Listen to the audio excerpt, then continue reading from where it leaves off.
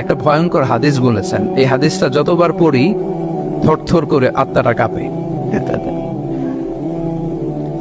কিয়ামতের দিন আল্লাহ তাআলা অনেক শহীদকে বলবেন তুমি জাহান্নামে যাও।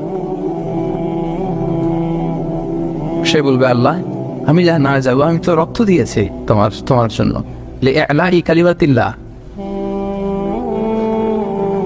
আমার দেহের তাজা রক্ত দিয়ে আমি শহীদ হয়েছি, জানাজা ছাড়া আমার দাফন হয়েছে, আমি তো জান্নাতে যাব। আল্লাহ বলবে না, তুমি শহীদ হয়েছ এই কারণে যে লোকজন তোমাকে বীর বলবে, বীর বাহাদুর। তো দুনিয়াতে তো তোমার বাহাদুর বলছে, তো তোমারে বিশাল যোদ্ধা ছিল, বাহাদুর ছিল, এই খেতাব তো তুমি পেয়েছো, আমার কাছে কিচ্ছু নেই, জাহান্নামে যাও, go to the hell fire. অনেক দানশীলকে আল্লাহ বলবে জাহান্নামে যাও। সে বলবে আল্লাহ